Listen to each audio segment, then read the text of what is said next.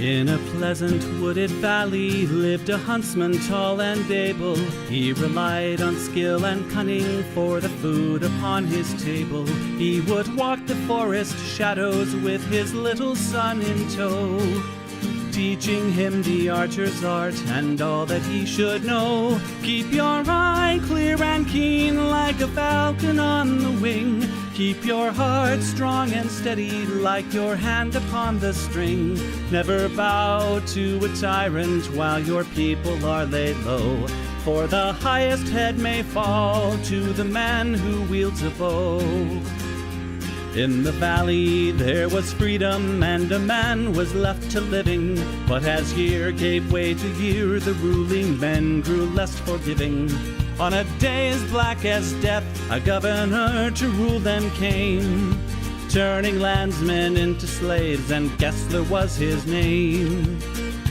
In the center of the village, Gessler set a lofty pillar, and he ordered every subject, be he serf or be he miller, to do homage to the hat that Gessler placed atop the pole, or to forfeit to the crown his life, if not his soul.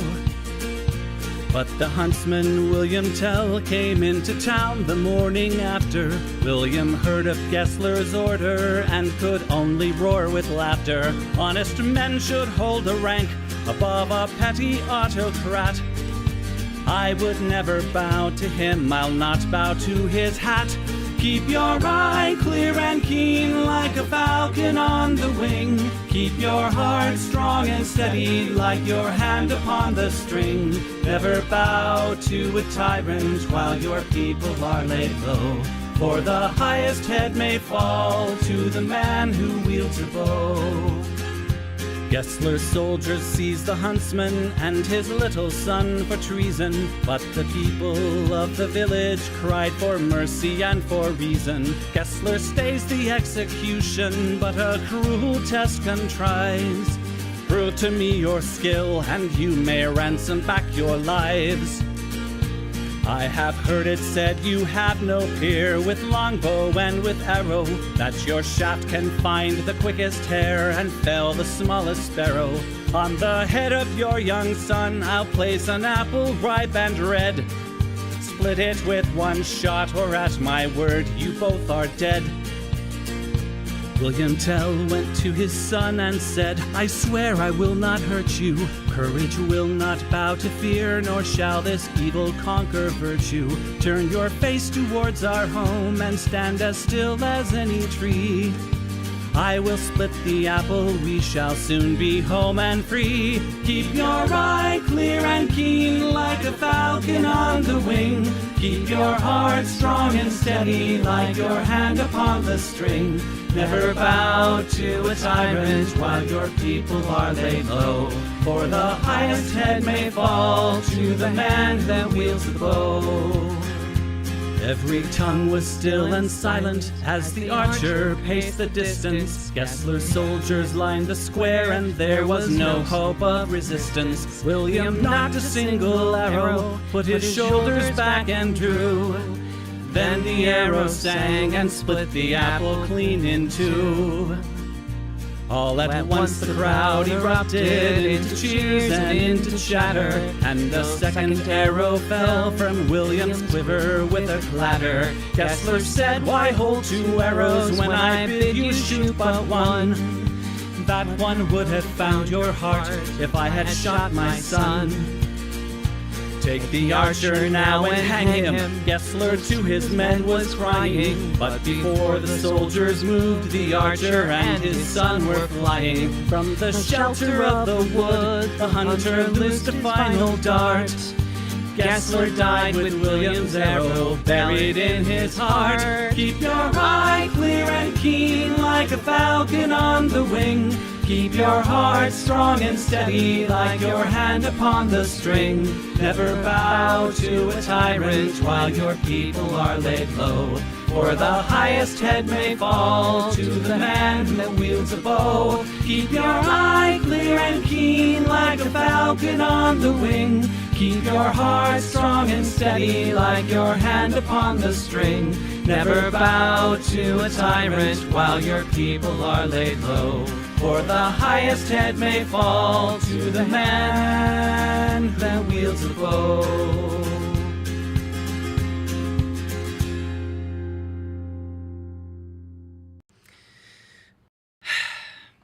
So, yep. Folks, we are in those special times.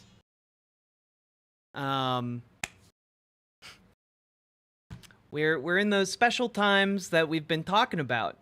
Kind of end game democracy type times. Well, we've been in the cool zone for a while. The cool zone is also known as the constitutional crisis that we're currently in.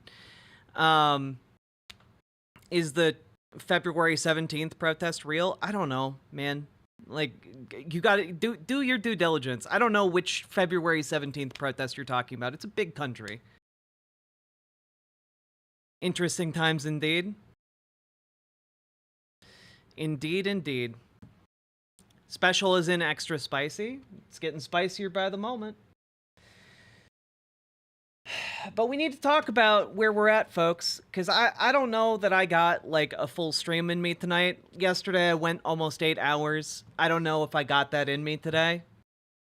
I'll do my best to pull myself together, but in lieu of maybe a late, long stream, we are going to be talking about kind of these immediate threats to our democracy that have been rapidly evolving over the course of the last 12 hours or so.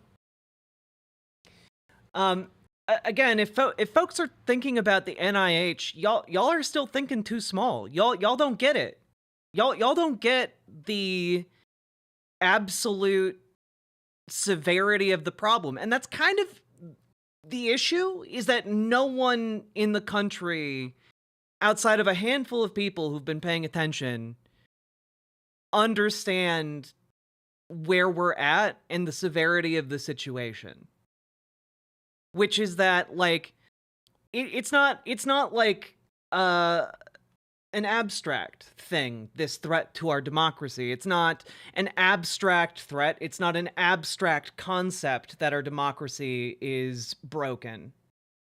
Our democracy is only as real as our Constitution is, as we are willing to make real the promise and the covenant we have with this document called the Constitution. And today, Republicans have unambiguously declared that they are not going to respect constitutional order. That's kind of where we're at. It started earlier today.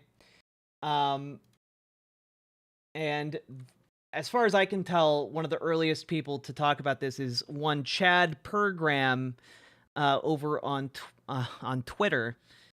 We'll just start here. Johnson says he agrees with Vice President Vance about the executive branch having power over spending. Talked to Elon Musk yesterday.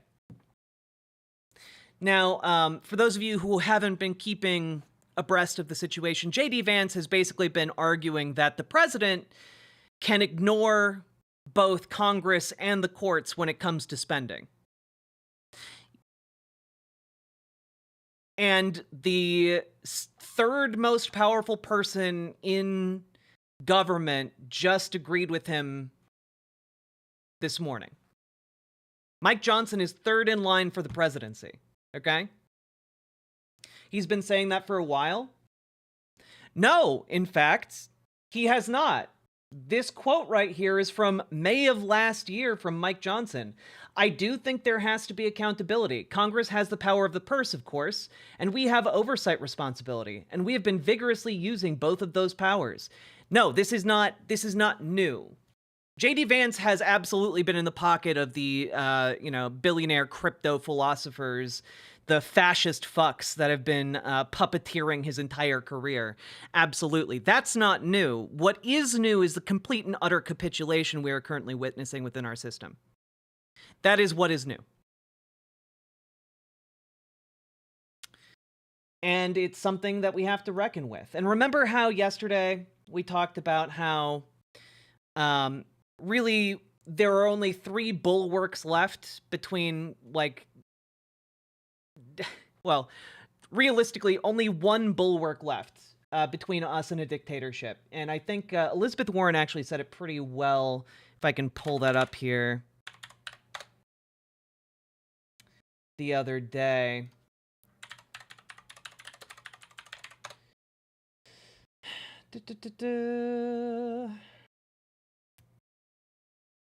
Where is this?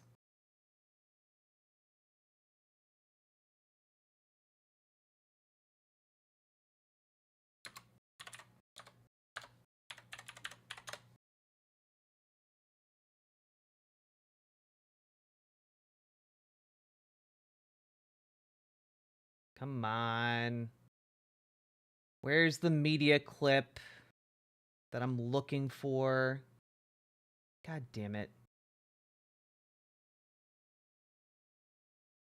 She just went on a talk show, like, yesterday. Oh, God. I knew I was going to regret not grabbing that for later.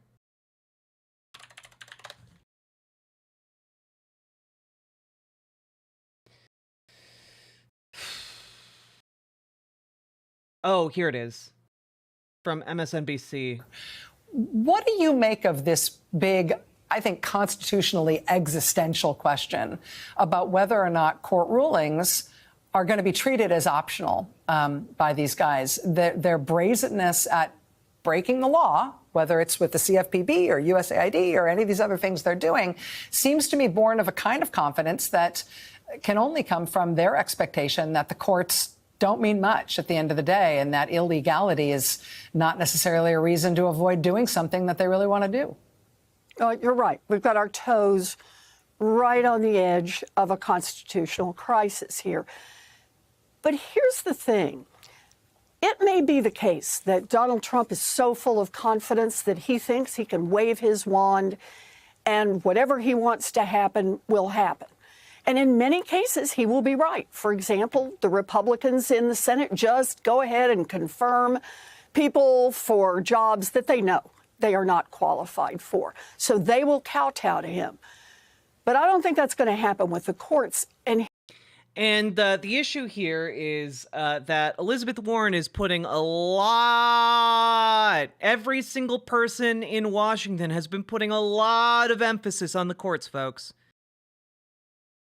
And the issue here is that, FEMA officials ignore judge's latest order, demands freeze on grant funding. And part of the buried lead in this story is that there were people who tried, within FEMA, who tried to comply with the order.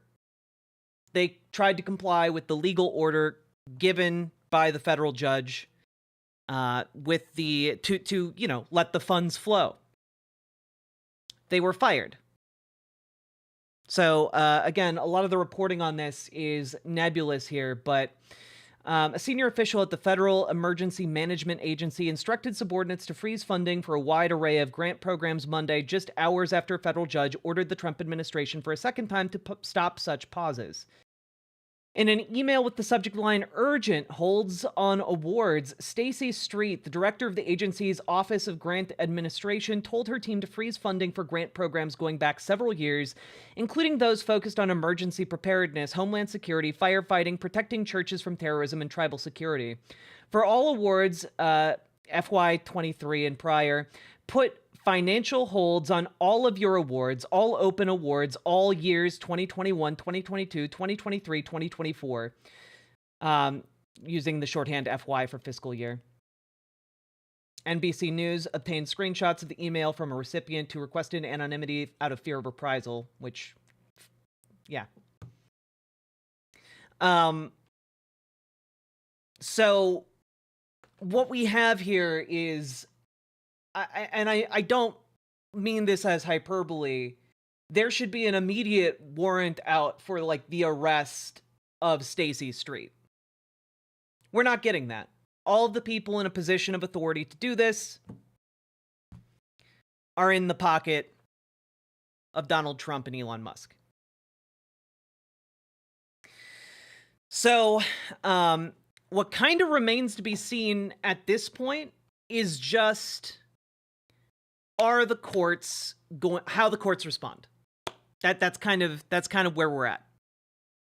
Okay?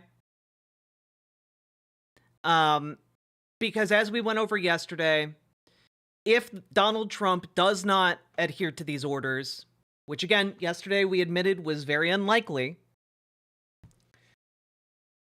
we now have to watch what the courts do. We have to see what happens. But basically, this is the final trigger. Like, this was the trigger on, like, whether or not all the bad shit we've been talking about happening starts to happen. And it's been pulled.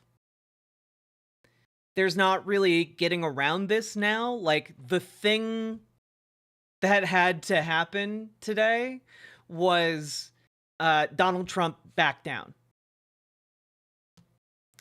Well, that's an excellent question, Mr. Malachite. Who is there to enforce what the courts decide? Genuinely no idea. At this point, like, do the Capitol Police arrest these folks? Do U.S. Marshals go in?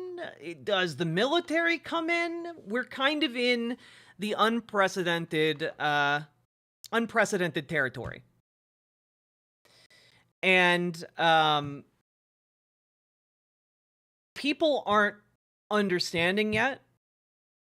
But unless these people are immediately and summarily arrested, unless there is a reestablishment of rule of law as a concept,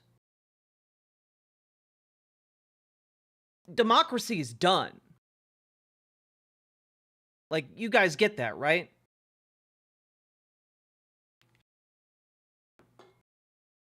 Like, this is effectively the last day of democracy in America.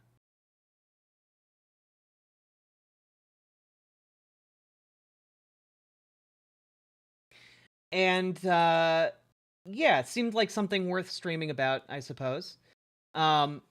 Additionally, we have another federal judge order today that gives an explicit timeline here. A federal judge orders HHS, CDC, and FDA to restore, by no later than 11:59 p.m. today, their websites and datasets to pre-January 30th status.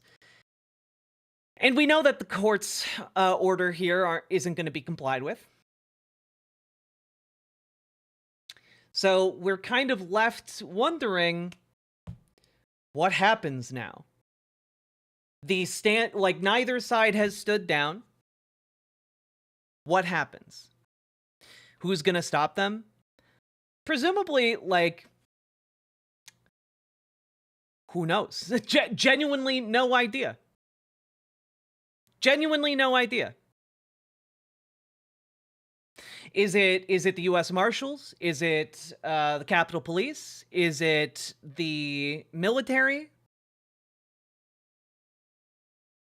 I don't know.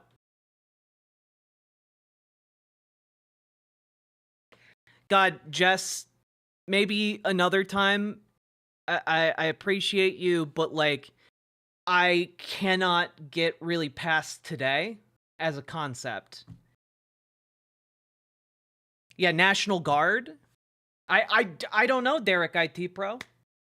A lot of people just it's not clicking for folks yet. And I can tell for a lot of you in chat, it's not clicking for you guys either, folks. This is the fucking Rubicon. This is the moment we are no longer capable with our system of actually moderating what comes next. This is the executive office of the United States of America assuming dictatorial power.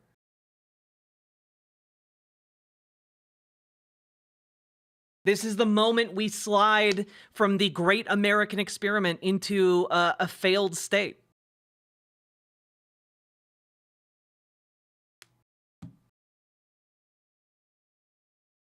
Am I safe in California? I mean, presumably, if you are in a blue state, with sufficient legal protections, with people who are actually going to uphold those protections, you are in a good position to weather this coming storm, regardless of what happens. That's great, Jess. I'm not a large enough show to actually get these people onto my show. I'm not large enough to do that. I wish I was, because maybe if I was large enough, I could have helped try and prevent the worst fucking state that we are in right now. I would love to be large enough to get those guests on my show, but I'm not. I'm just a small little birthday girl. Is Pennsylvania considered a blue state? No. Is there anything we can do anymore? You can get involved in your local and state level politics. This is exactly the reason.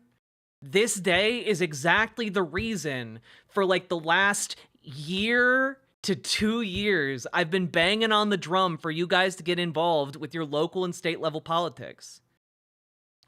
This is why, okay? Bang, bang, bang. Get involved in your local and state level politics, because that is the only thing that will keep you safe if the federal government is weaponized against you.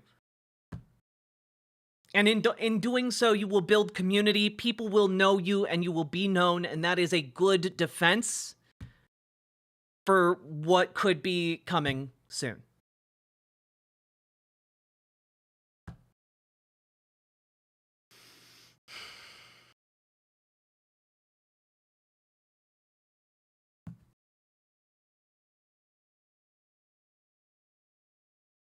A lot of folks just aren't getting it.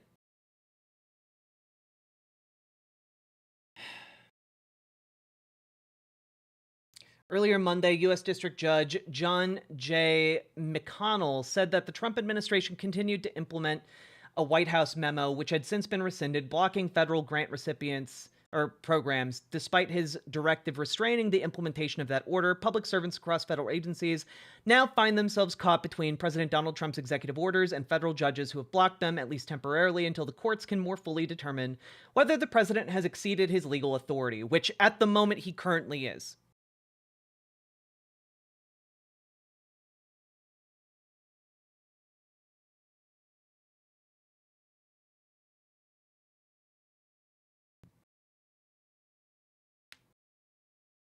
Yeah, axolotls with cream. A lot of people are.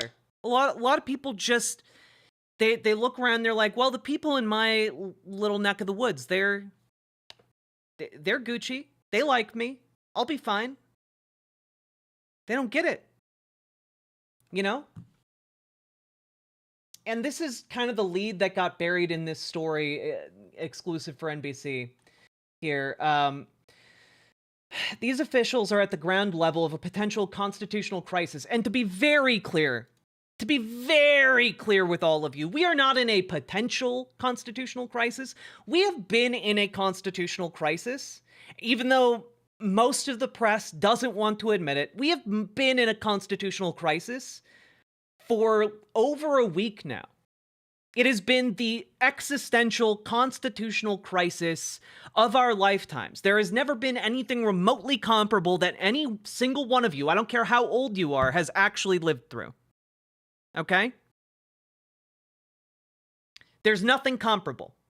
The closest thing that is comparable to the kind of constitutional crisis we are currently in is the civil fucking war.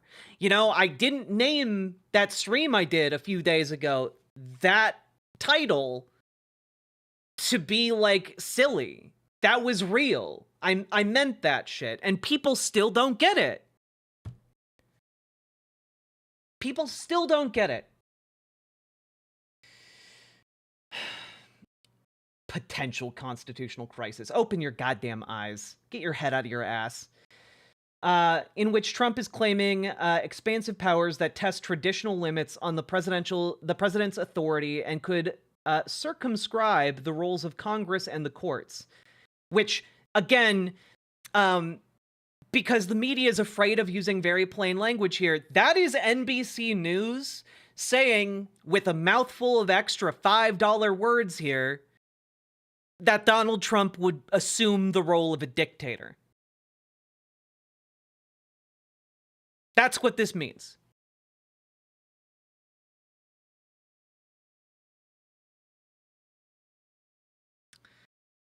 4 FEMA officials were fired Tuesday. Tricia McLaughlin, spokesperson for Homeland Security, Secretary Kristi Noem, declined to name the 4 officials. When asked why they were let go, McLaughlin referred to New York grants. Quote, effective immediately, FEMA is terminating the employment of 4 individuals for circumventing leadership to unilaterally make egregious payments for luxury New York City hotels for migrants. Under President Trump and Secretary Noem's leadership, DHS will not sit idly and allow deep state activists to undermine the will and safety of the American people. So to clarify with you guys exactly what happened today, 4 goddamn heroes inside of the federal systems, 4 unnamed bureaucratic heroes put their lives and their livelihoods on the line in order to ensure that undocumented migrants being housed in New York City could continue to have a roof over their heads. That is where we are at. And in return for their service, they have lost their jobs, and they have been labeled as deep state activists, effectively, in the language of the Trump administration, traitors.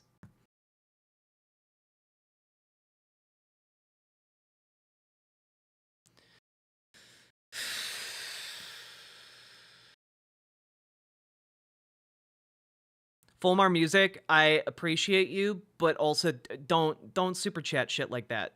It does not have anything to do with what we're talking about.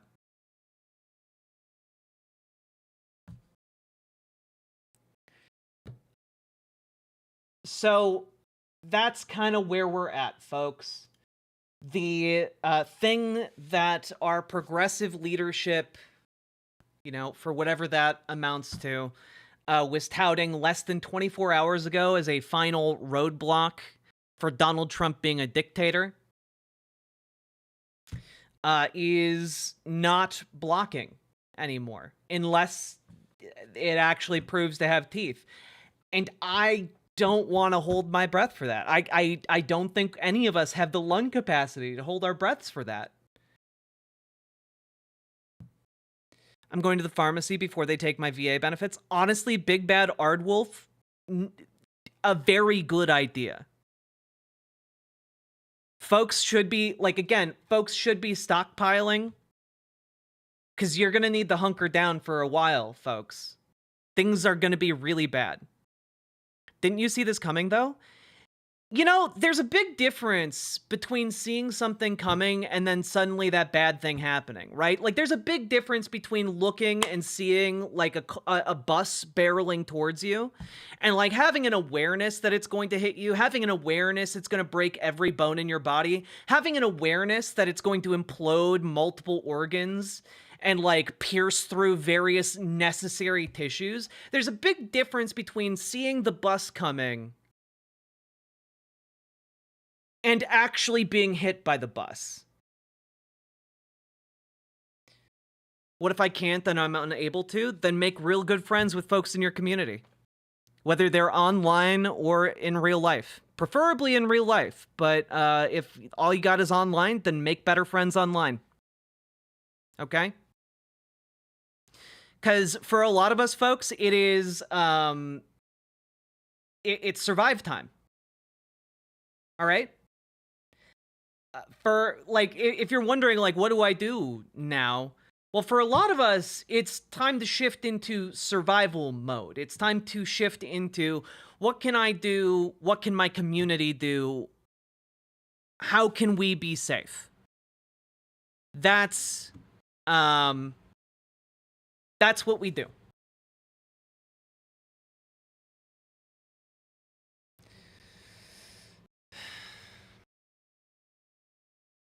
Yeah, you like, again, the hurricane analogy from the other day is very apt. You brace for impact. You batten down the hatches. You make every move you can, regardless of what it is, to make sure you and yours are safe and the folks around you that you love and cherish are safe as well. That's what you do.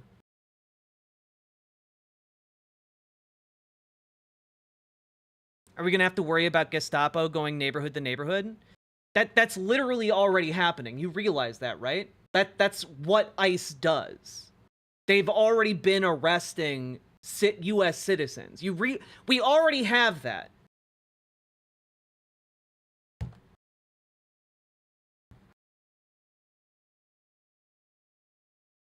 It's not every man for themselves, Eddie Spencer. If you do go into this with that mentality, you're not going to last very long. What we have is one another. What we have is the power of union. What we have is the power of community. But we need to make sure that we actually hold the line. Okay? It is not time to give up and to roll over. There's a difference between battening down the hatches and preparing for the worst and just giving up. Those are two very different things. I hope you all understand that, right? Because what I'm advocating for is not by any means giving up. What I am advocating for is that you batten down the hatches, you do the best you can for yourself, for your loved ones, for the people you cherish, because there are bad times a-coming. Okay? Bad times are coming. But one of the silver linings of bad times is that it mobilizes people. Because a lot of folks don't understand.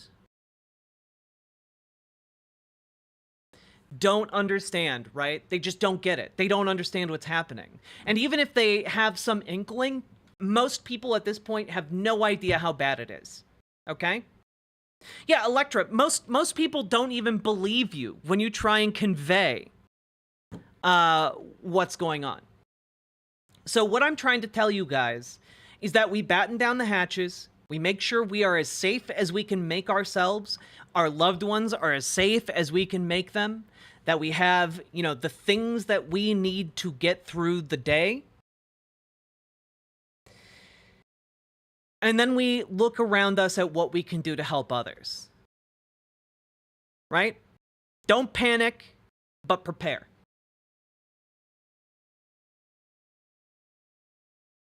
Don't panic, but prepare.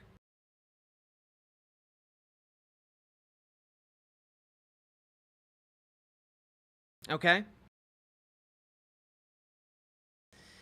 And as we're looking at this, understand that if we have indeed entered like an authoritarian time, you need to start looking at unknown stuff that enters your social circle and orbit with a little bit of skepticism. Okay? If you see a new online tool that you've never heard of before, you need to take on the due diligence of looking into that. If you see something that you're like, oh man, this seems useful, but you have no idea where it came from, you need to find out where it came from before you start sharing it with other people. Okay? You need to enter into this with the idea that there are bad people, real life bad people, that exist in our world and wish you and yours harm. Okay?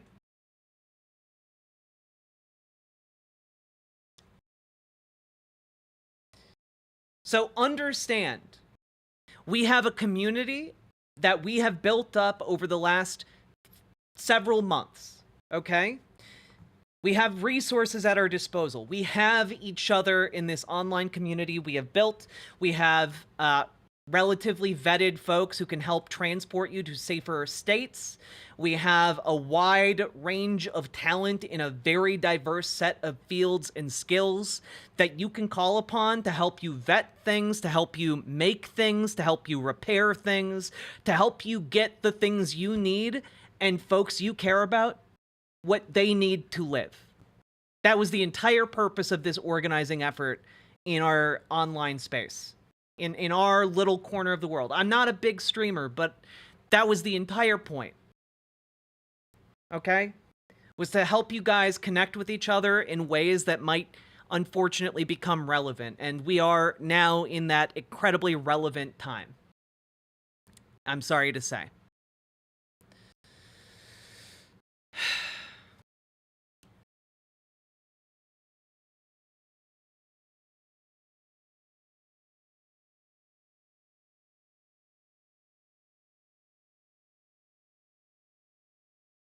Indivisible, yes. Also, this is not an excuse to, like, stop organizing. Because, folks, we need to organize. You know, if the worst case scenarios are to be prevented, we need to organize en masse in a way we haven't in generations. What we need is for people to turn out. What we need is for people to understand that this is a big deal. You know, if you're not someone who can turn out for protests for whatever reason, you need to be diligently and doing your best, like creating explainers. Make propaganda that explains the situation we're in. Okay? Make little pamphlets you can drop at your corner stores. Make like memes that you can share online. You got to be doing shit. Every single one of you has to be doing something. And I don't care. Frankly, I don't give a shit. If you're like, oh, but, you know, I'm just such a sad little bean. I can't do it. No, you can. Get creative. Figure it out. Figure out how you can contribute. Like your life depends on it, because it may.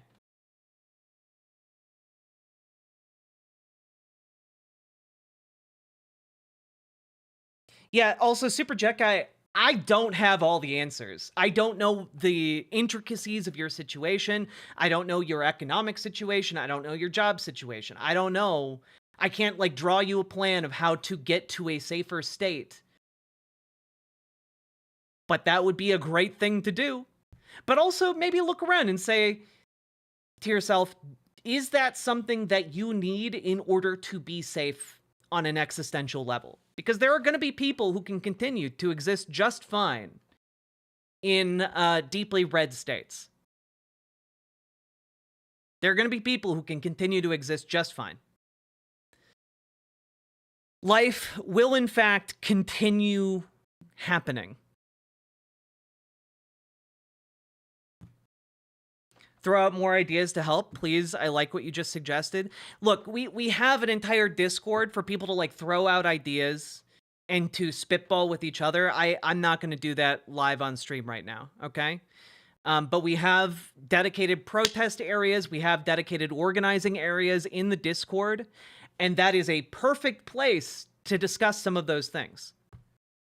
Okay? I cannot, due to the limitations of being one human being, I cannot address all of your individual concerns or worries or come up with plans individualized to each of you. I fucking wish I could. I wish I was capable in that way. But I don't have that skill set, and I don't have that many hands, you know? So you guys are going to have to work with each other to figure that out. I have built, you know, along with this wonderful community of moderators, a community where you guys have the tools to either request more organizing space in the Discord from moderators, or there are already spaces for you guys to brainstorm and discuss these ideas on the Discord. And honestly, it will be even more effective because you're discussing it with not just me, but with all kinds of other people. Okay? If you are looking for people to protest with, Indivisible has done an incredible job putting together local, state, and national level protests. And we need to continue to mobilize more and more. Yeah.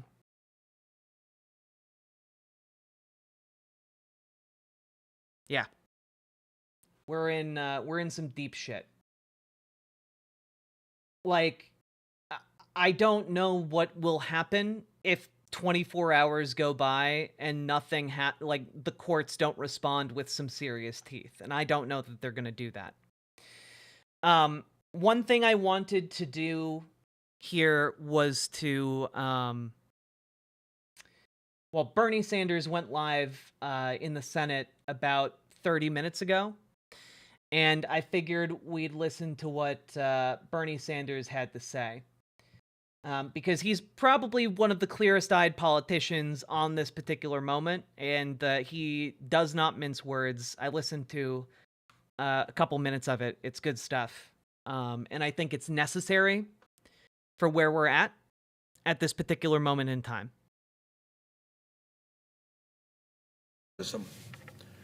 They will remember whether we stood with them.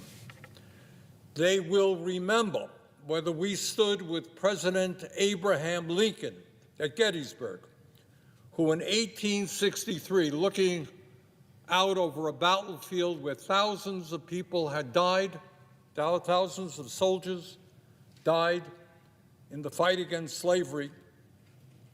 And This actually cut off like the beginning of his speech. Let me grab that real quick.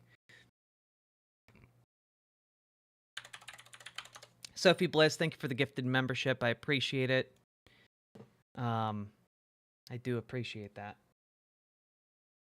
In a quorum call here? We are not.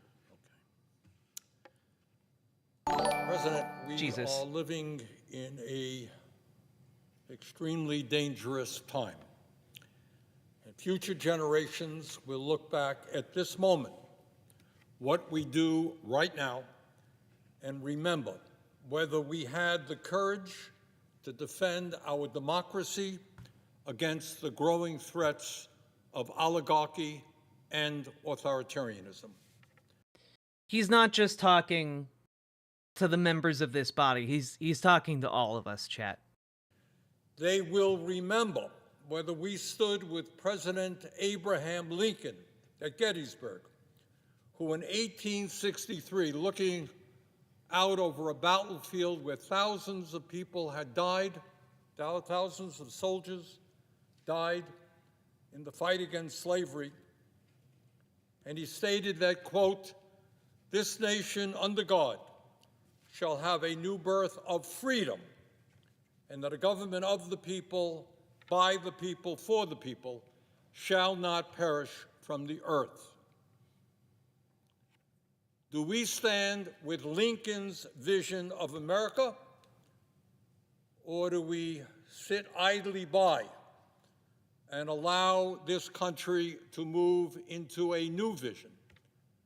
And that is a government of the billionaire class, by the billionaire class, for the billionaire class. But it is not just oligarchy that we should be concerned about. Not just the reality that today 3 people own more wealth than the bottom half of American society, 170 million. 3 people, more wealth than the bottom 170 million Americans. It is not just that the gap between the very, very rich and everyone else is growing wider, and it is not just that we have more income and wealth inequality today than we have ever had. On top of all of that, the reality is that today we are moving rapidly under President Trump toward authoritarianism. More and more power resting in fewer and fewer hands. Mr. President, as we speak right now, Elon Musk, the wealthiest man on the planet, is attempting to dismantle major agencies of the federal government which are designed to protect the needs of working families and the disadvantaged. These agencies were created by the U.S. Congress, and it is Congress's responsibility to maintain them, to reform them, or to end them. It is not Mr. Musk's responsibility. What Mr. Musk is doing is patently illegal and unconstitutional and must be ended. Mr. President, 2 weeks ago, President Trump attempted to suspend all federal grants and loans. An outrageous and clearly unconstitutional act. And as I hope every 6th grader, every kid in the 6th grade in this country knows, under the Constitution and our form of government, the president can recommend legislation. He can support legislation. He can veto legislation. But he does not have the power to unilaterally terminate funding passed by the Congress. It is Congress, the House and the Senate, who control the purse strings. But in this move toward authoritarianism, it is not just the Congress that is being attacked. It is our judiciary. This weekend, the Vice President of the United States, a graduate of Yale Law School, who clerked for a Supreme Court justice, said that, and I quote, "Judges aren't allowed to control the executive's legitimate power," end quote. Really? I thought that one of the major functions of the federal courts is to interpret our Constitution and, when appropriate, serve as a check on the unconstitutional power of the executive. I have to say, folks, that I'm grateful for a lot of things, but one of the things I'm most grateful for at this particularly frightening moment in American history is that we still have a coherent and powerful speaker and honestly, like, political figure in the form of Bernie Sanders. I'm really grateful for that.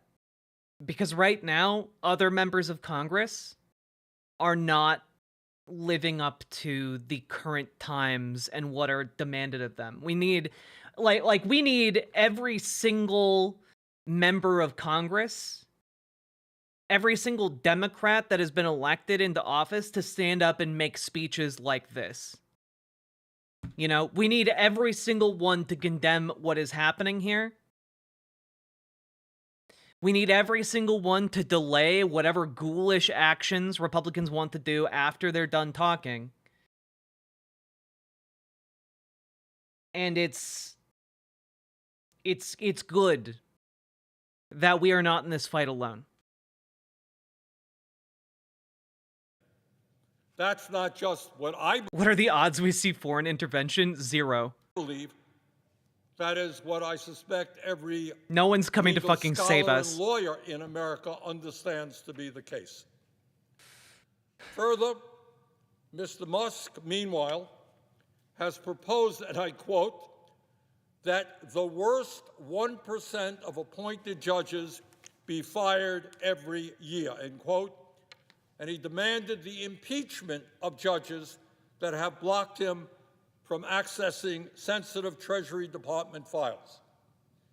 No doubt, under Mr. Musk's rule, it will be him and his billionaire friends who determine who the worst judges are.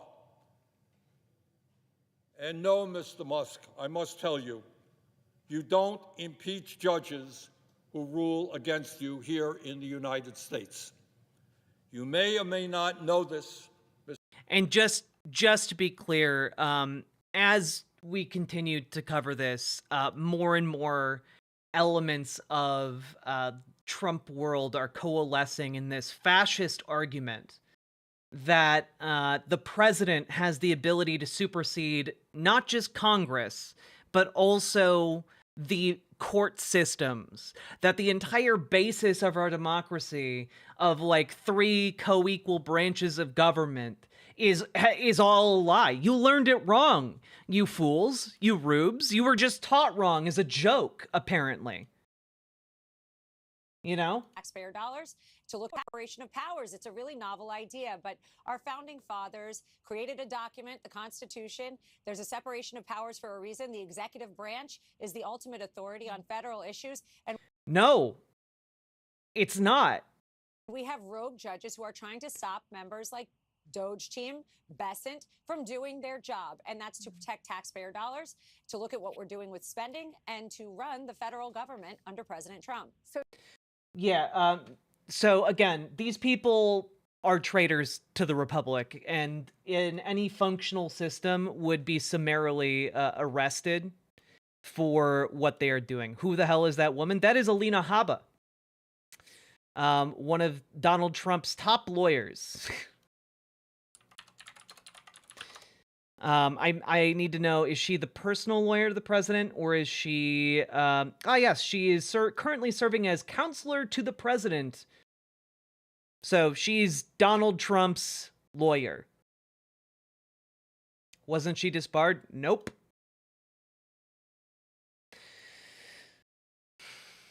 We are seeing the downfall of the Republic, folks. That is what is currently happening, because, frankly, not enough people in America realize it's happening. It's dying a quiet death, apparently. Mr. Musk, but under the U.S. Constitution, we have a separation of powers, brilliantly crafted by the founding fathers of this country in the 1770s, and it has worked pretty well throughout our country's history. We have an executive branch, we have a legislative branch, and we have a judiciary. Mr. President, what we are seeing now is not just an organized attack on the power of the Congress and the responsibility of the judiciary. Mr. Trump and his friends are not just trying to undermine two of the three pillars of our constitutional government, Congress and the courts, they are also going after the media in a way that we have never seen in the modern history. Yeah, Gecko Mancer, I don't fucking care for people who are like, oh, well, America's actually been in slow decline since, 1912. Like, okay. Yeah, I understand the moment in history. I don't think that particularly helps us at this juncture. Like, treating it as if it's an inevitable rolling of the time, as opposed to something that we could have avoided at any given point through innumerable different decisions and through innumerable different ways of organizing. We need to recognize what this is, and you can, like, at the end of the day say this is an inevitable result of the rot of the system or whatever, but ultimately at the end of the day, we opted to stand in front of a speeding bus.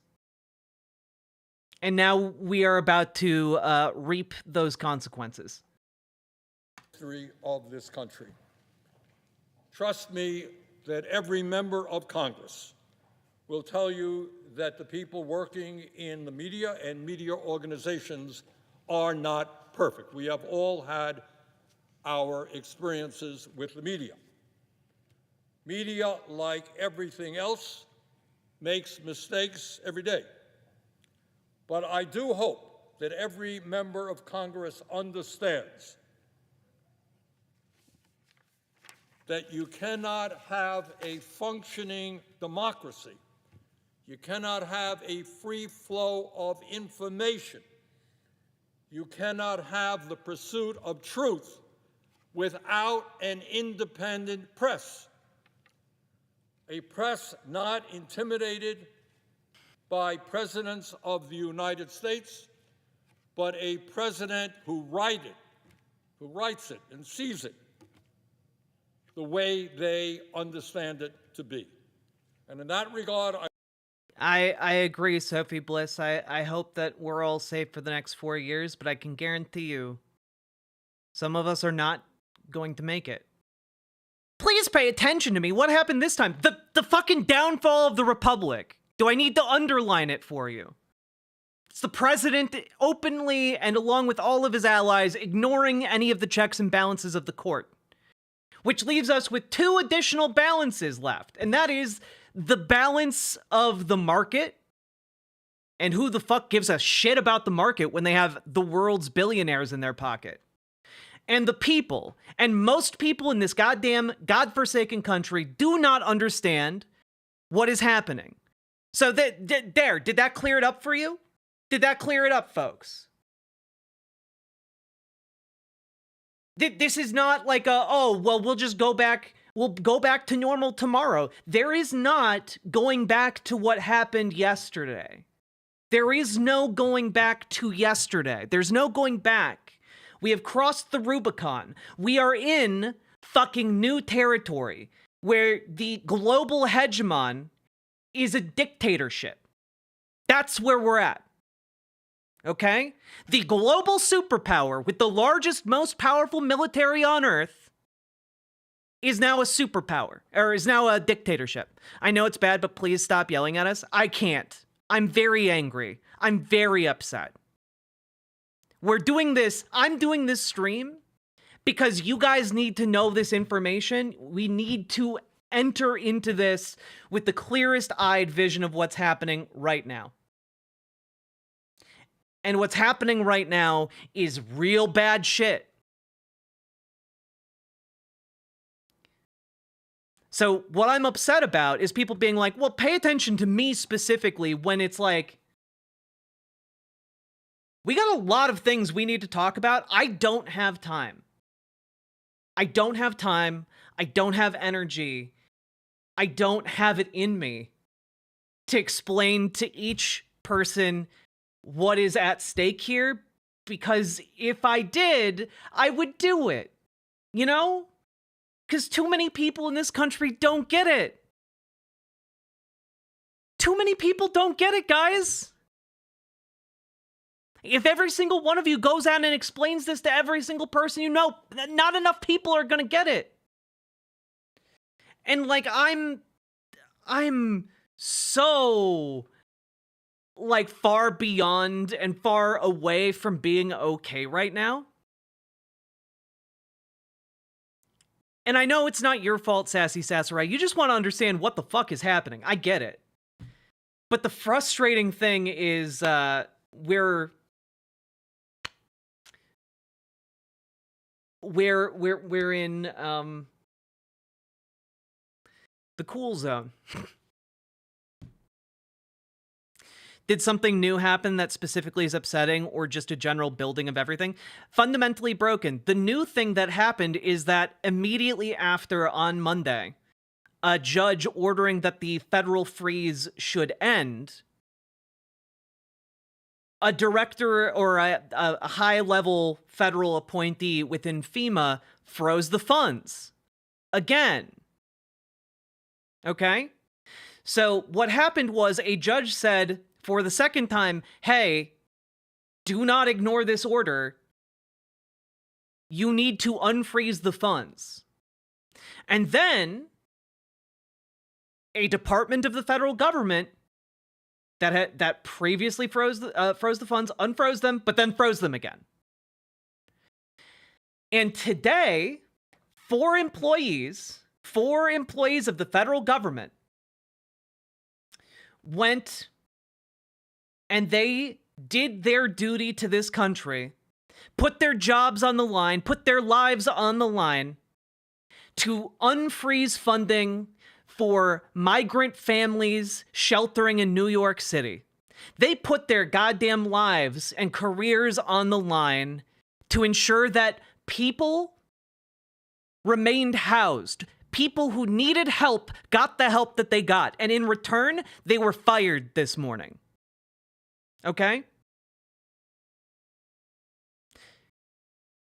So what is happening is a direct, calculated, and ongoing refusal of the Trump administration and the federal government to actually comply with court orders, with federal judge orders.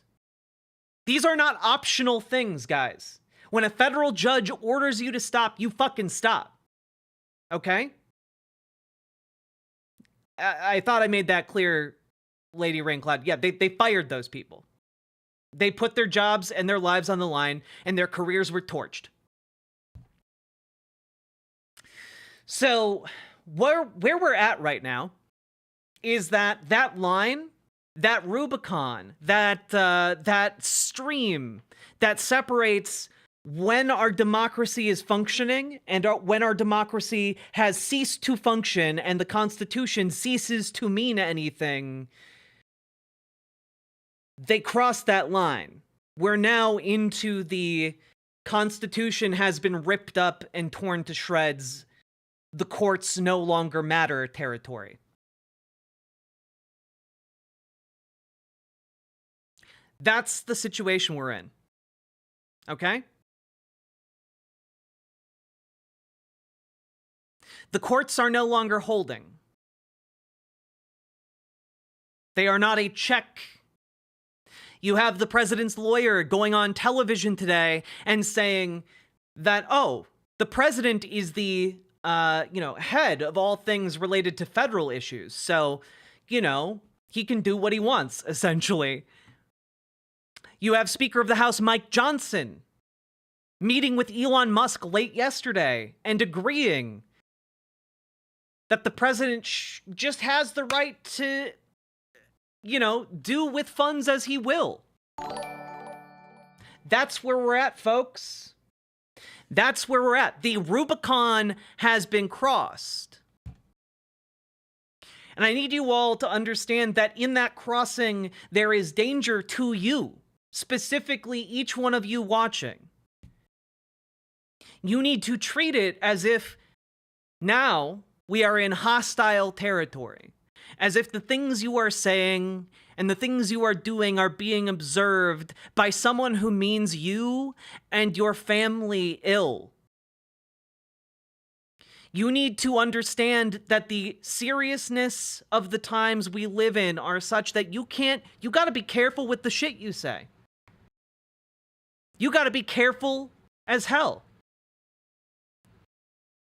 No more of this cute little Fed posting shit, because again, these people are not bound by law anymore. These people are building concentration camps in Guantanamo Bay. These people are not above just ripping up the law and doing whatever the hell they want to you. The checks and balances are gone. Okay? Werix says, attorney here, this is as serious as Riverboat Jack says, the courts are the source of most rights any of us enjoy. Yeah. Just yesterday, Elizabeth Warren was talking about how the last defense we have are the courts. And the courts aren't applying anymore to what they're doing. Okay?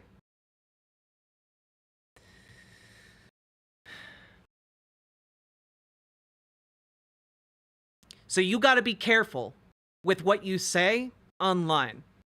We all got to be careful. When I say we got to hunker down, that includes hunkering down to a degree with our language. Even though a judge blocked the use of Guantanamo Bay, it's still being used. Yep.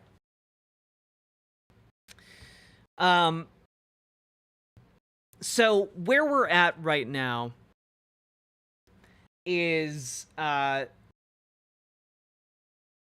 in a serious and profound constitutional crisis that has worsened.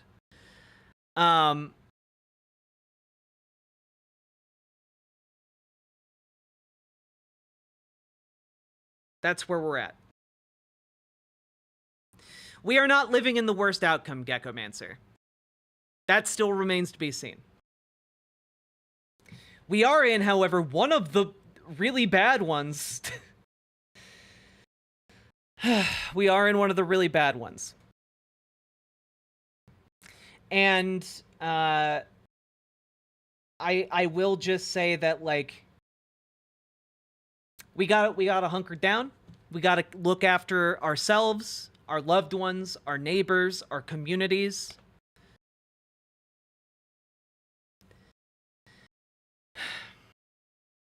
And that's kind of where we're at. A lot of folks are asking what happens from here. I don't know.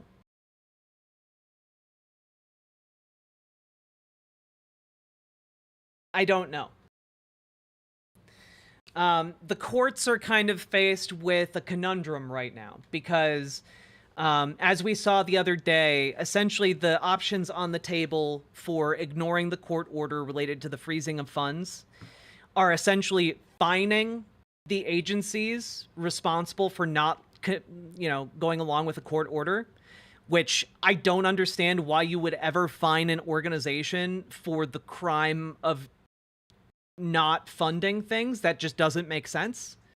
No one's going to give a shit about that.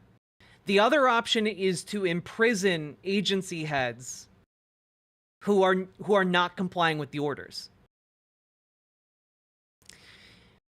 And so kind of what we're looking at here is how do the courts respond? And I guess one could say they could like conserve, their power on paper by issuing meaningless fines. That is one option available to them. They could order arrests. And we don't know what happens when they do that. Do the U.S. Marshals go perform the arrests? Do the Capitol Police go perform the arrests? Does the military go do that? Which side are you on? Who arrests these people in power?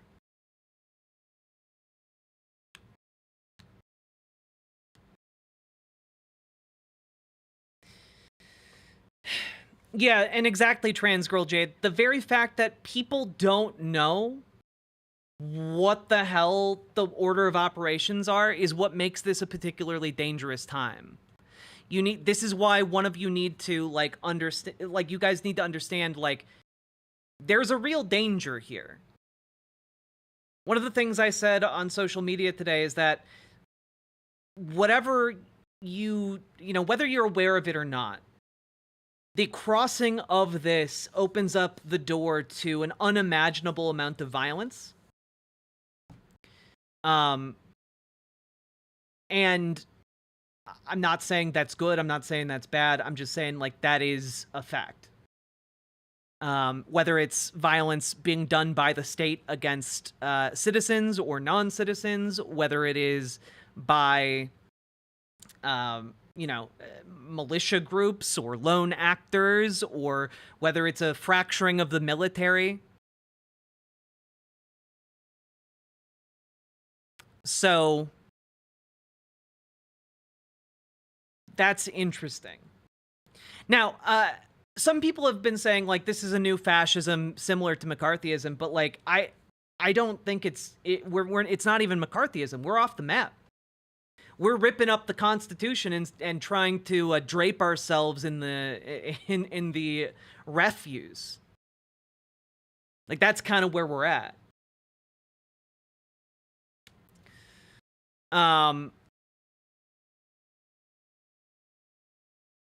So that's, yeah.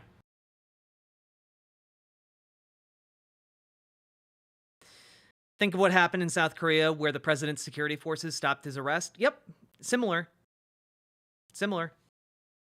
I think South Korea is a very good parallel.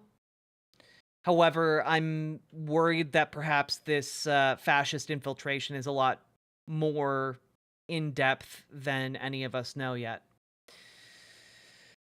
I'm really scared. Understand that it is okay to be scared. I'm really scared too. One of the best antidotes for being scared is to organize with folks. Is to talk with others, to come up with your plan to be safe, to keep yourself safe. Okay?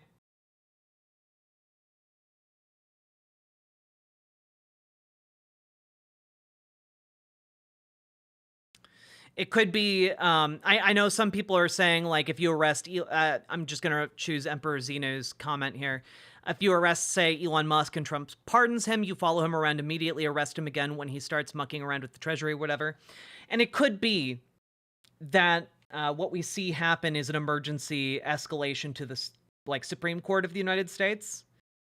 And I do know that, like, while the Supreme Court is far gone towards conservatives, I don't actually know what the court lands on in terms of people who genuinely care about the Constitution and fascists. I don't know what the spread is on the Supreme Court of the United States on that one. Yeah, can you pardon a contempt of court? Like, there are going to be a lot of things that are going to be escalated here in relatively short order just because of the dire nature of what is happening.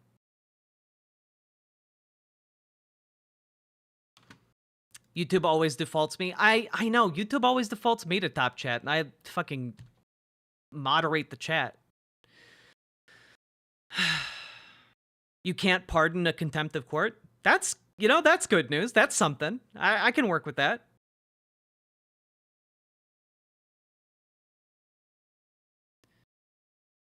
Well, we got a good place over on Discord for ideas. But folks, if you want to get spicier in your musings, Twitch chat, YouTube chat, Riverboat chat, not good options for that. For obvious reasons, we got to keep our community safe. Don't bring that smoke to our door. I will never do TOS violations. Hell yeah, that's what I like to see. Well, it'll only escalate if the court stays its course and not back down. Well, that's the thing. There are now multiple federal courts in play, and the chances of the Trump administration following any of them are close to zero.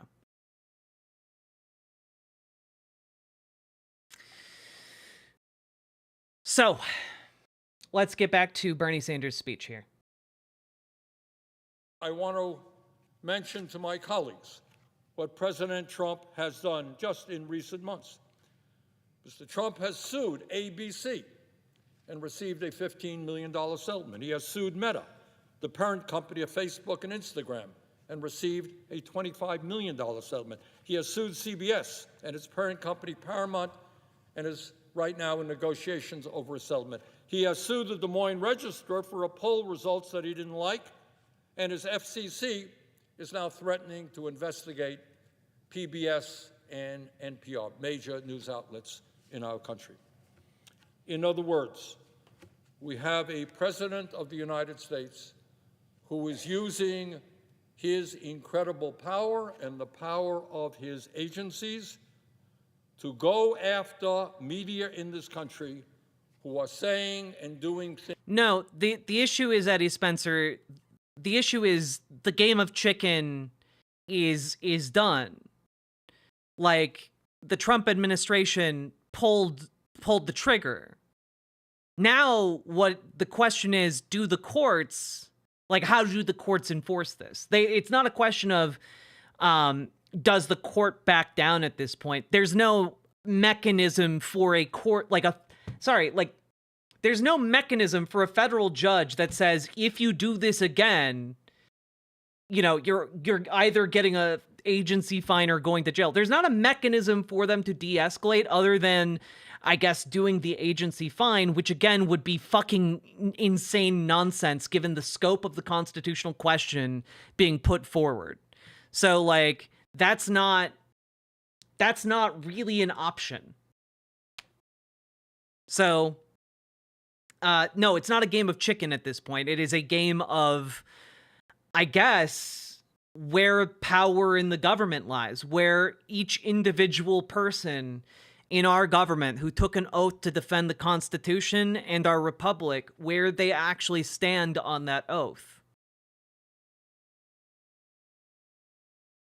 That's the question. Things he does not like. How are we going to have an independent media if journalists are looking over their shoulders, fearful that their reporting will trigger Russian a lawsuit roulette might be more likely, yeah. from the most powerful executive in the world? Mr. President, in the midst of all of this, I think that now is the time to ask a very, very simple question, something I think that is on the minds of millions of Americans. What do Mr. Musk, Mr. Trump, and their fellow billionaires really want?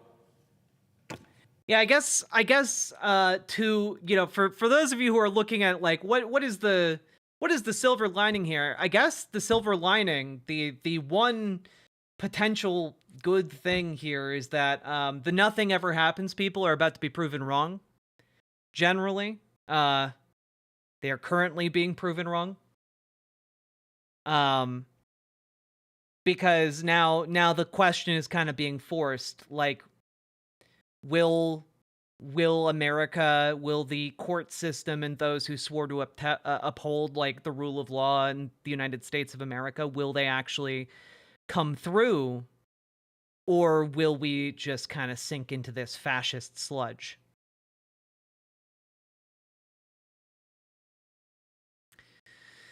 So that's kind of where we're at. The courts are going to be forced to act, but then the question becomes, who will act to enforce the courts? No, it's not really taking over Greenland or the Panama Canal, all that stuff. The real question is, what is their end game? What is their goal? What are they striving for? And in my view, the answer really is not complicated. It is not novel. It is not new. It is, in fact, exactly what ruling classes throughout history have always wanted and have always believed to be their right, and that is more power for themselves, more control for themselves, and more wealth for themselves. Now, I do want to say, a lot of people have been, by the way, this Bernie speech is fire. It's just hard to focus on with so much going on. But one thing I will say is that a lot of people have been bringing up the presidential immunity decision by the Supreme Court. But understand that a lot of that immunity rests on powers within the Constitution. Like, if that immunity decision did not apply to a president who is actively forcing a constitutional crisis outside of the purview of the Constitution. A president trying to usurp the power of the courts, trying to usurp the power of Congress, that is not, in fact, something that Donald Trump cannot be prosecuted for, is my understanding. That immunity is certainly broad, but it also applies to only actions within his constitutional purview. And at this point, won't they just pretend it doesn't apply? Honestly, Peacheek, I don't know. I don't know how the Supreme Court would rule on this. I don't know what the spread on the Supreme Court is between fascist Republicans and, like, Reaganite Republicans. Because keep in mind, folks, some of the federal judges in this case, in the cases we're talking about Donald Trump, like, going against, are Reagan-appointed judges. They're Republican judges, okay? So the question is, on the Supreme Court, are they Republican judges or are they fascist judges? And I don't know what that answer is when the rubber hits the road.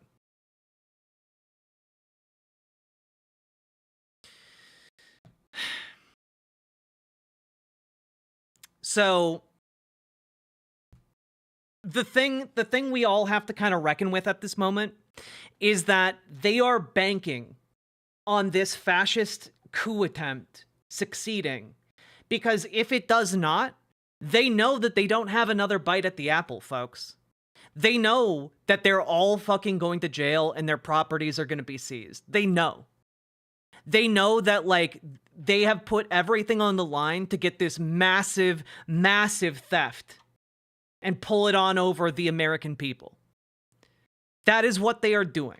They are trying to steal trillions of dollars from you, every person you love, every family member you love and hold dear. They are trying to steal trillions of dollars from us.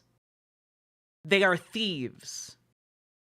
And these people are willing to capitulate the Constitution and 300 million lives built in this country on the premise of democracy and freedom. They're willing to throw all of that in the garbage so that they can do this thievery.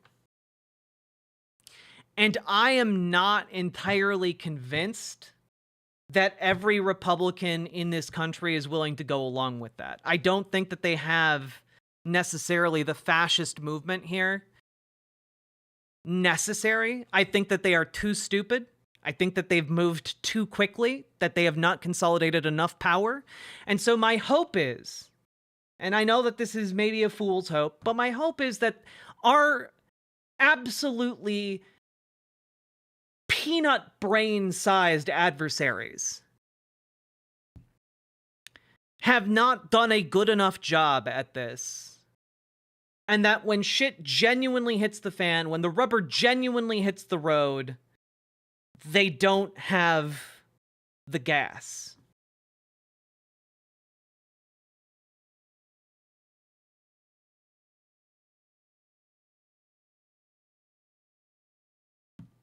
So, that's kind of where we're at. It's scary. You know, yesterday we talked about the cliff edge of chaos. Today we've officially jumped into the chaos, into the maelstrom, and I don't know how that shakes out. No one does. I'll read what Amber Brains posted in chat. I know the spread for SCOTUS. 2 are definitely fash. You can pretty much guess who they are. 1 is more fash-leaning. 1 is an originalist and believes in the Constitution. 1 is leaning towards the lib judges on some things and would probably vote along with the libs on this, and then the libs. It's true. By a hair's breadth, SCOTUS might, in fact, side with the Constitution. If that happens, by the way, an amount of weight will be lifted off of my heart that I cannot describe to you guys. If SCOTUS does intervene and actually does side with the Constitution and against Trump, my heart will be lightened immensely. Okay? That's why I said this is the worst outcome. Well, no, the worst outcome is them succeeding. That is the worst outcome, Geckomancer, and we have not seen that quite yet. I do think that enough people in our military and in our armed forces are not so far gone that they will abandon their oath to the Constitution. There's a reason in the military why they take an oath to the Constitution and not the president. And I think a lot of the folks who are in it right now have had that drilled into them in excess. Until Trump ignores the Supreme Court. Well, yes, but at that point, if Trump ignores the Supreme Court, then we're in, like, Civil War territory, and they don't win that shit. They don't win that. I know military folks that are that far gone. That's true. There are military folks that are that far gone. I do not think they represent the majority of the armed forces. I do not think the majority of the armed forces, if asked to choose between, for example, the Supreme Court and the President of the United States, I don't think they choose the president who's trying to be a dictator.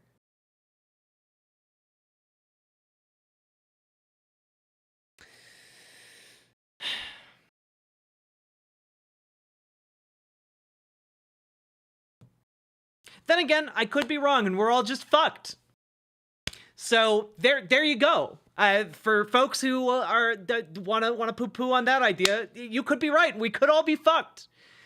But this is my hope that I'm holding on to.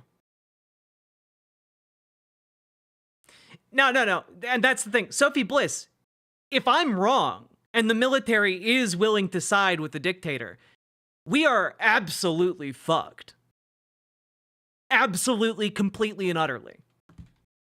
At least for, you know, the next few generations. But I'm gonna hold on to maybe our armed forces are not that far gone.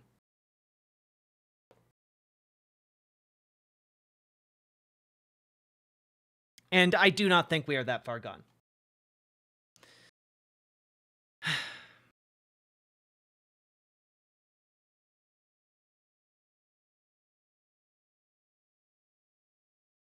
I'm just saying that about extremism in the military. Yeah, of course. There's extremism everywhere. That's kind of beside the question, though.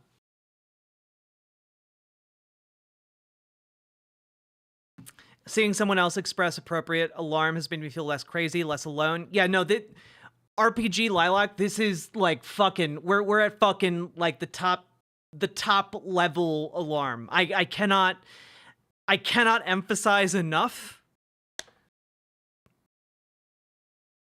that if this escalates, the potential for things going sideways is incredibly scary.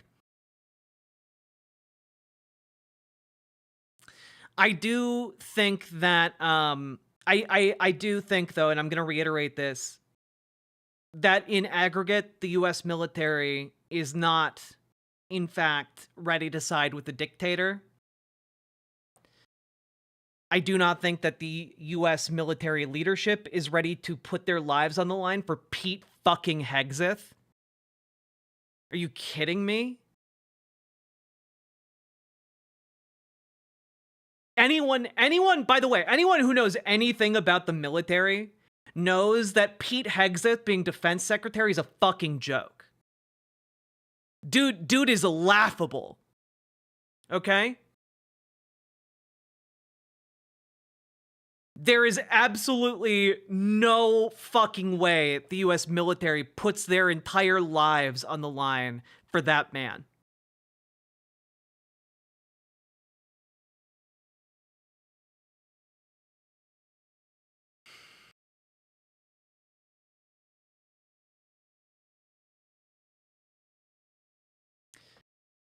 But good to know, Sunny Days. I do appreciate your words. They do make me feel a little bit better.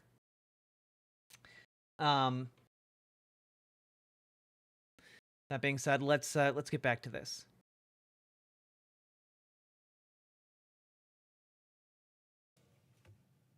And in their pursuit of more power, more control, and more wealth, they are determined to not allow democracy and the rule of law to get in their way. For Mr. Musk and his fellow oligarchs, the needs, the concerns, the pain, the ideas, the dreams of ordinary people are simply an impediment to what they, the oligarchs, are entitled to. And that is really what they believe. They are entitled to all of the wealth and the power they have, and they are determined to stop anyone who gets in their way. Mr. President, this process, this phenomenon that is going on right now is not the first time that we have seen this in our country's history.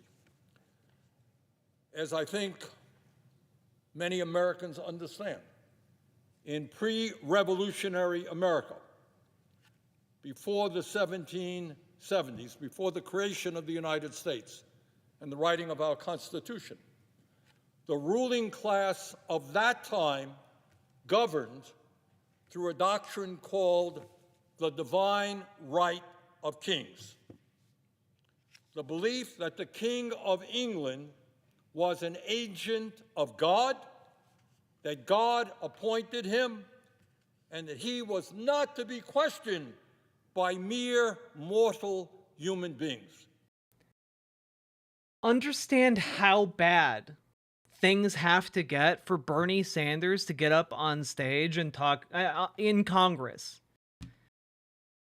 to plainly spell out to every single one of us that Donald Trump is attempting to reinstate the divine right of kings in America in 2025. I do hope that some of that revolutionary fervor and spirit, the kind that caused us to dump tea into Boston Harbor, the kind that caused us to cross the Delaware, I do hope that that same distaste for tyrants and kings still lingers in the breast of every American. I know it still lingers in mine.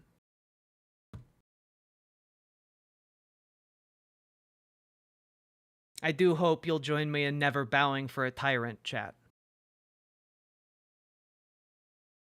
He was appointed by God. In modern times, we no longer have the divine right of kings. What we now have is an ideology being pushed by the oligarchs, which says that as a very, very wealthy group... Yeah, let me put it this way, Eddie. I don't give a shit what some rabid cult wants. You know, they can drink Kool-Aid for all I care.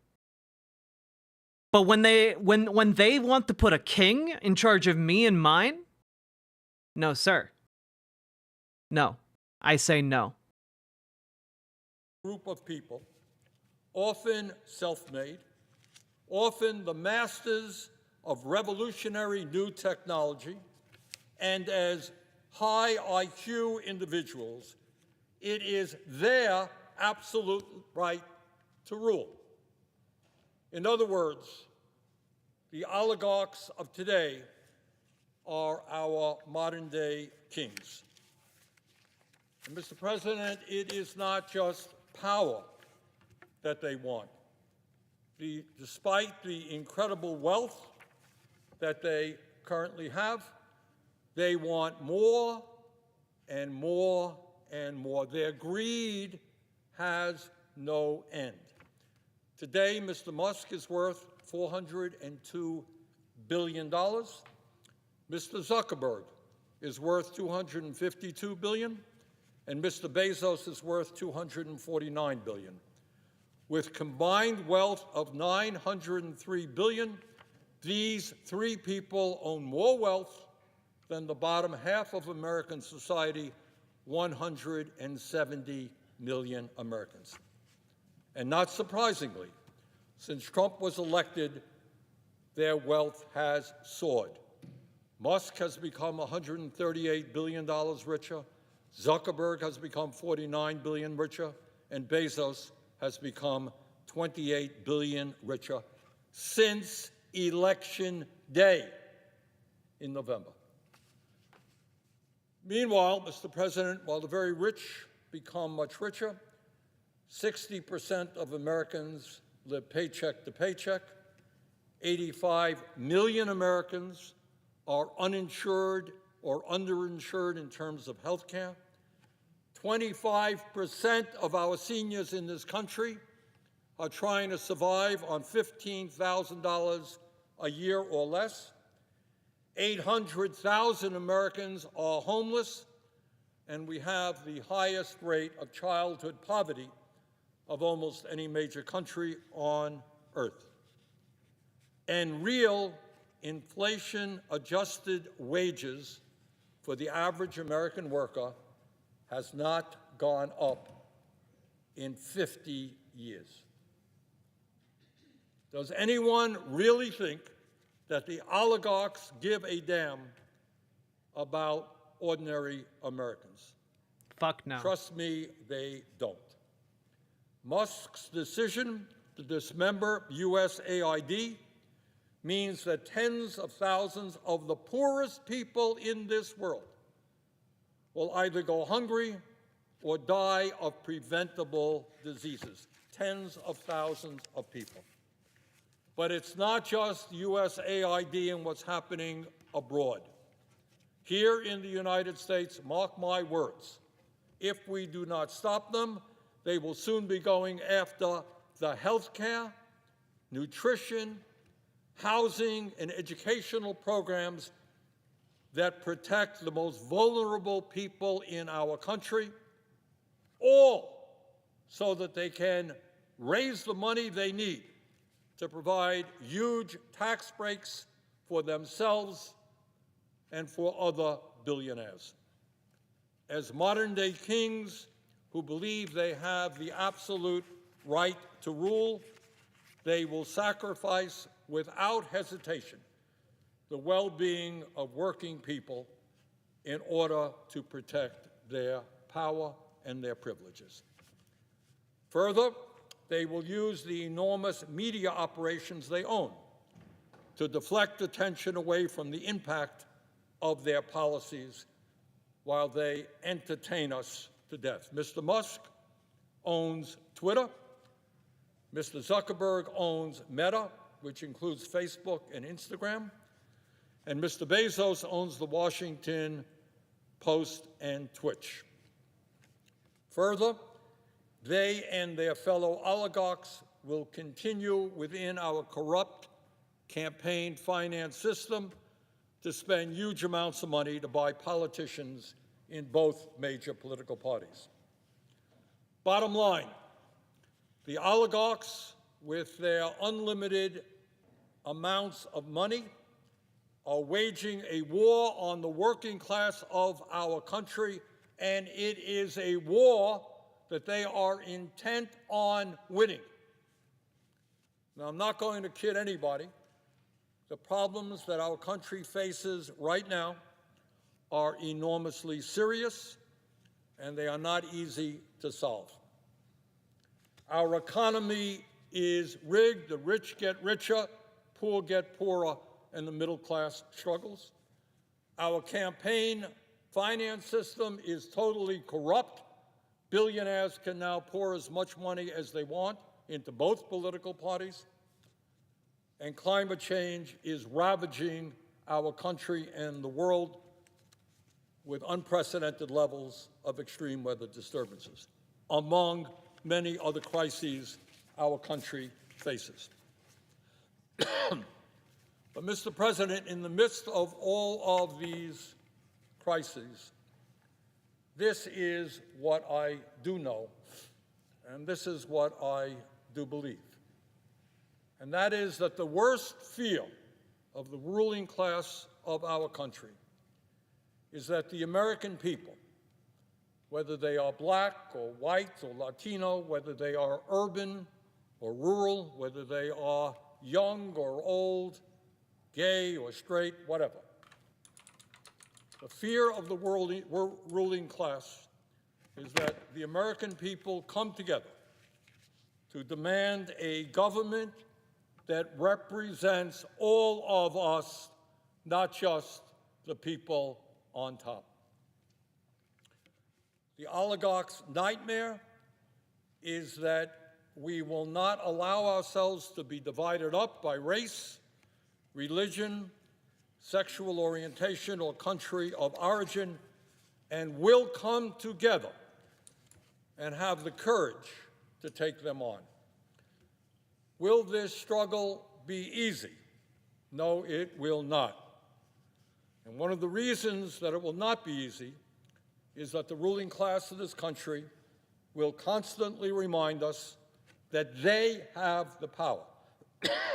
They control the government.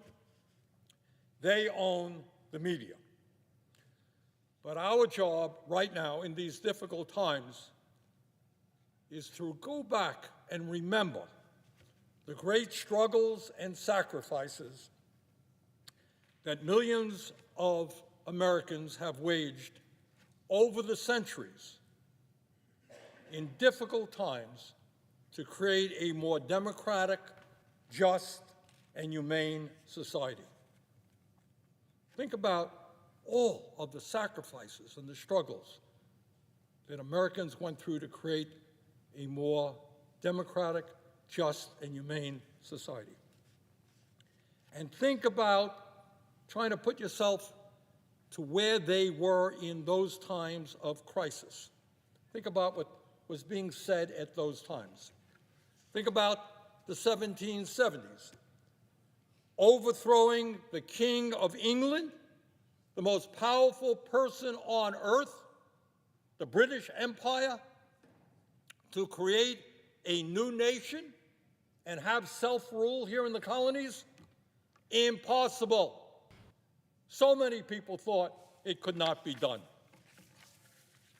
Establishing universal suffrage, the right of all people, whether they were wealthy or not, to vote. Imagine that, what a radical idea, extending the right to vote to poor people. Impossible, couldn't be done, but it was done. ending slavery and segregation, taking on all of the power of the slaveholders. Impossible, but it was done. Granting workers the right to form unions and ending child labor, taking on the power of big business. Impossible, but it was done. Giving women control over their own bodies, taking on sexism, taking on the powers that be. Couldn't be done, impossible, but it was done. Passing legislation to establish Social Security, Medicare, Medicaid, a minimum wage, clean air and water standards. Impossible, it couldn't be done, but it was done.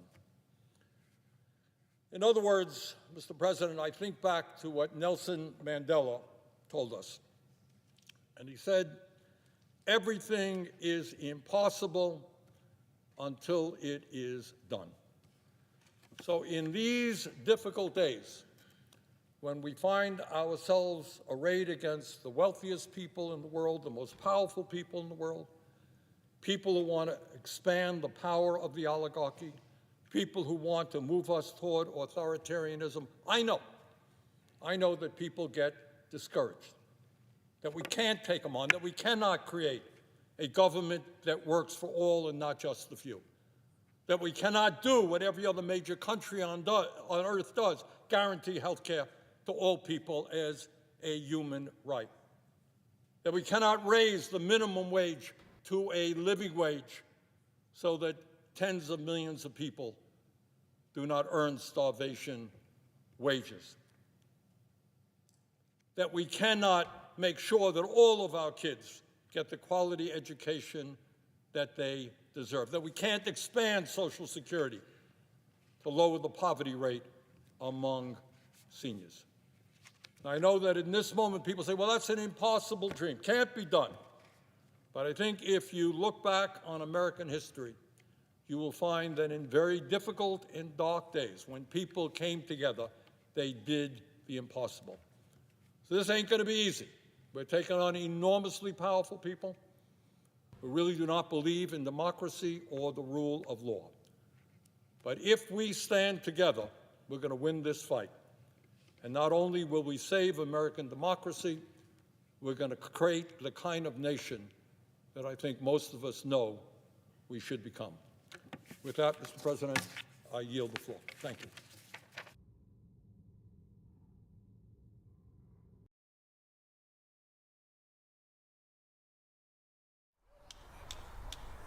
Would you have freedom from wage slavery and join in the grand industrial band? Would you from misery and hunger be free and come do your share like a man? There is power in a band of working men when they stand hand in hand. That's the power that must rule in every land, one industrial union grand. Would you have sharings, the gold in the sky, and live in a shack away in the back? Would you have wings up in heaven to fly and starve here with rags on your back? There is power in the band of working men when they stand hand in hand. That's the power that must rule in every land, one industrial union land.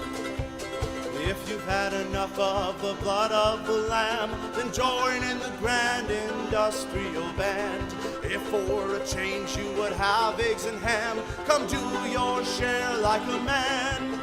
There is power in the band of working men when they stand hand in hand.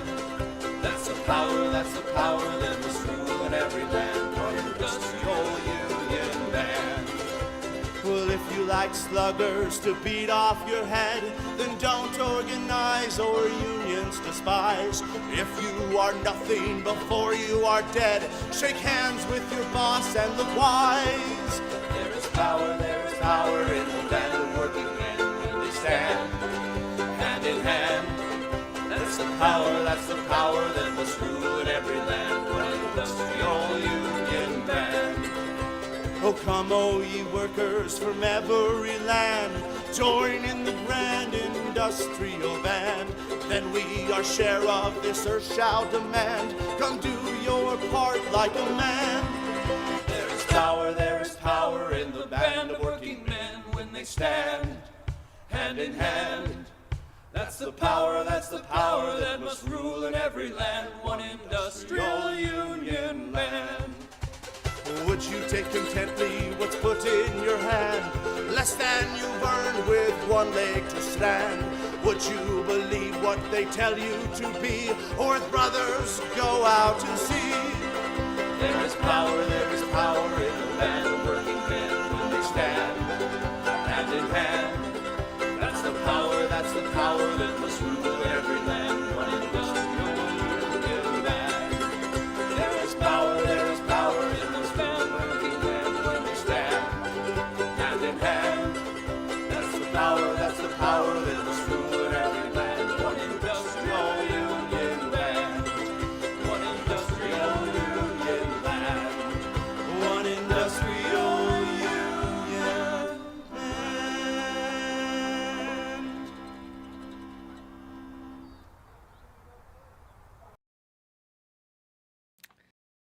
So yeah, we are in some dire times, and the nature of the game we are all playing together in society has changed, or seems to be changing rapidly. And in that spirit, we must look to ourselves and our own.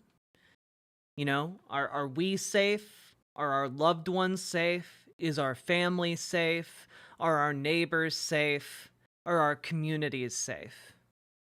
You know, that's kind of how it needs to go. We need to check in at each one of those levels and do what we can to make sure, you know, the hatches are battened down. Because what's going to happen, and we're just going to talk about that, right? We don't know what exactly is about to unfold in America. It's likely going to be weird and wild. But what we do know is that we are going to have basic material needs. So let's figure those out. We do know we're still going to need to find some joy. Let's figure that out. And we also know that we're going to need people power. So let's keep organizing. Let's keep going to those DSA meetings. Let's keep going to those local Dem meetings. Let's keep going to those protests. Let's keep emailing and calling our elected representatives. This is the nature of the game changing doesn't mean that we need to accept that change. We continue doing the work. Okay? We feel the feelings that we need to feel today and tomorrow, maybe. But ultimately, we get through those feelings and we get back to work because our power comes from working together and making our own rules. Society is just rules we've all collectively agreed to. If enough of us agree to a different set of rules, it doesn't matter what 30% of the country believes if 70% of the country says, that's silly. 30% of this country may support a Trump dictatorship, and I don't know if that's true or not, but if it is, 30% may well believe that. They may well support that. Then let's laugh in their fucking faces together. That's what you gotta do. Ultimately, whatever and however this whole situation shakes out, we need to be working together. So continue working to the end of organizing together and making union together. Because there's power in that. And then regardless of what happens, we can always fall back on that power. Because alone, we can be scared, we can be intimidated, we can feel like we're backed into corners. But when we work together in a union, we cannot be cornered. So now is the time to reach out to groups like Indivisible. Indivisible has a great set of tool sets that allow you to organize your own local protests or find local protests that you can go to. Make sure you come up, if you are, someone who can't go to a protest, then make sure you are calling your elected officials.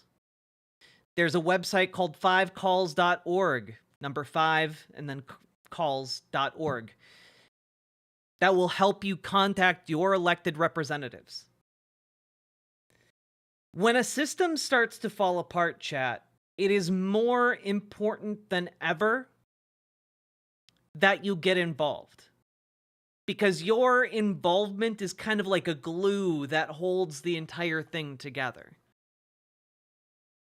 The more isolated a social system is, the more vulnerable it is to destruction, to manipulation. And we need to make sure we are doing everything possible. If at the very least, if the question of our democracy is settled, if that is true, and I'm not sure that it is, but if that is true, then, it becomes a method for us to frustrate, thwart, and slow down, at the very least, some of the most powerful people on the planet. And at every juncture, that should be one of our goals. These people wanted power and none of the responsibility, and that's just not how it works.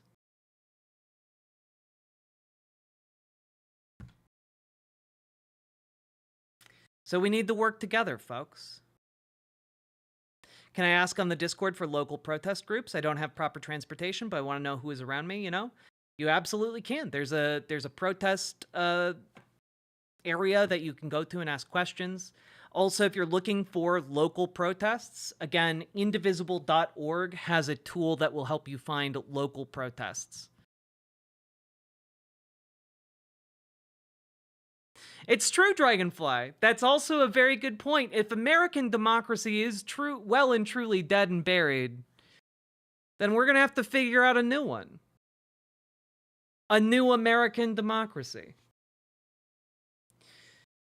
And we're going to have to roll up our sleeves and get to work building it, despite the aggrieved billionaire class, I'm sure, disagreeing with that concept.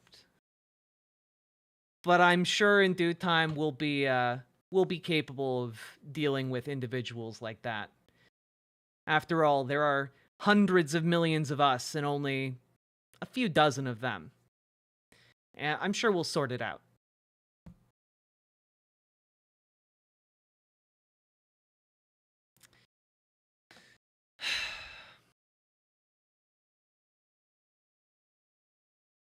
I'm pessimistic. I feel like the bad guys have won. Yep. But if you acknowledge that pessimism, right? And you say, okay, the bad guys have won. You still need to figure out what to do next. You still got to wake up tomorrow. You still got to figure out what you're going to do. And I, for one, even if the bad guys have won today, don't intend for them to win tomorrow and every subsequent day hereafter.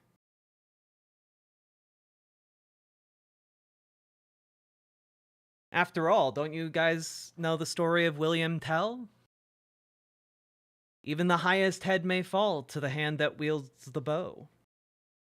So, don't assume that just because bad people win one day means that they will win every day thereafter.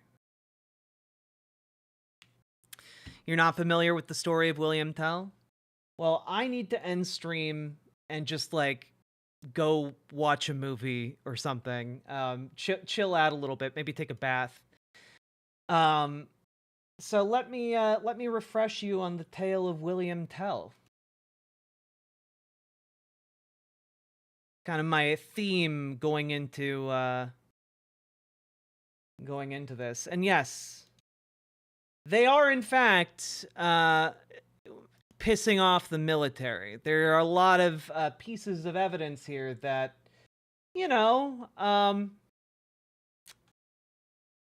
military folks are not, in fact, a huge fan of being fucked with the way that Donald Trump and his administration seems so absolutely keen and peachy on fucking with them. Whether it's VA benefits or who they can get to design the safest and most reliable vehicles for them to go around in. Because guess what, guys? Elon Musk may be one of the biggest national defense contractors around, but dude's most recent car that he's trying to sell as a military-grade vehicle,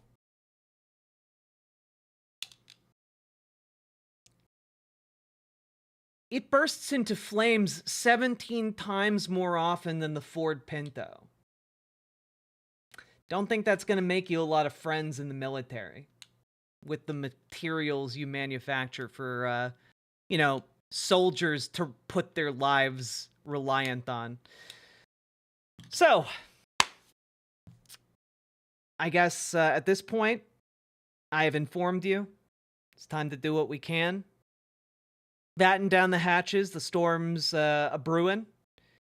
And we'll keep doing what we're doing. We'll keep organizing. We will keep fighting. We will keep paying attention to what they are doing. And I mean, the nothing ever happens crowd is going to be disappointed because something seems like it's going to happen. And I don't know what. It's scary.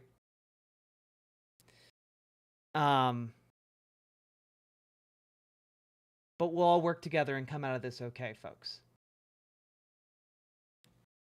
As okay as we can.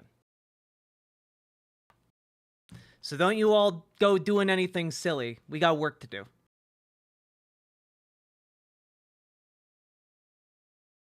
And I may be back later. Who knows?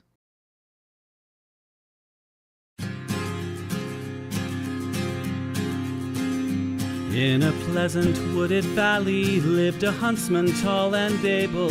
He relied on skill and cunning for the food upon his table. He would walk the forest shadows with his little son in tow, teaching him the archer's art and all that he should know. Keep your eye clear and keen like a falcon on the wing. Keep your heart strong and steady like your hand upon the string.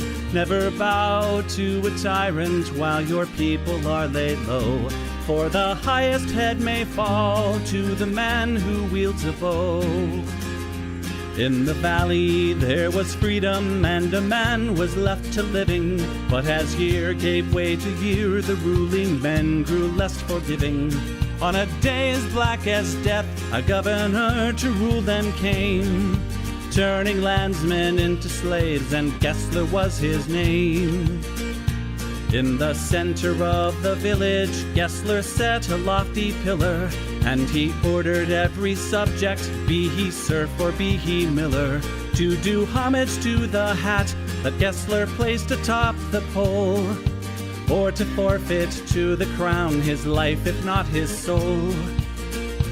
But the huntsman William Tell came into town the morning after. William heard of Gessler's order and could only roar with laughter. Honest men should hold a rank above a petty autocrat. I would never bow to him, I'll not bow to his hat. Keep your eye clear and keen like a falcon on the wing. Keep your heart strong and steady like your hand upon the string. Never bow to a tyrant while your people are laid low, for the highest head may fall to the man who wields a bow. Gessler's soldiers seized the huntsman and his little son for treason, but the people of the village cried for mercy and for reason. Gessler stays the execution, but a cruel test contrives. Prove to me your skill, and you may ransom back your lives. I have heard it said you have no peer with longbow and with arrow, that your shaft can find the quickest hare and fell the smallest sparrow. On the head of your young son I'll place an apple ripe and red. Split it with one shot, or at my word you both are dead. William Tell went to his son and said, I swear I will not hurt you. Courage will not bow to fear, nor shall this evil conquer virtue. Turn your face towards our home and stand as still as any tree. I will split the apple, we shall soon be home and free. Keep your eye clear and keen like a falcon on the wing. Keep your heart strong and steady like your hand upon the string. Never bow to a tyrant while your people are laid low, for the highest head may fall to the man who wields a bow. Every tongue was still and silent as the archer paced the distance. Gessler's soldiers lined the square and there was no hope of resistance. William knocked a single arrow, put his shoulders back and drew. Then the arrow sang and split the apple clean in two. All at once the crowd erupted into cheers and into chatter, and a second arrow fell from William's quiver with a clatter. Gessler said, why hold two arrows when I bid you shoot but one? That one would have found your heart if I had shot my son. Take the archer now and hang him, Gessler to his men was crying. But before the soldiers moved, the archer and his son were flying. From the shelter of the wood, the hunter loosed a final dart. Gessler died with William's arrow buried in his heart. Keep your eye clear and keen like a falcon on the wing. Keep your heart strong and steady like your hand upon the string. Never bow to a tyrant while your people are laid low, for the highest head may fall to the man who wields a bow. Keep your eye clear and keen like a falcon on the wing. Keep your heart strong and steady like your hand upon the string. Never bow to a tyrant while your people are laid low, for the highest head may fall to the man who wields a bow.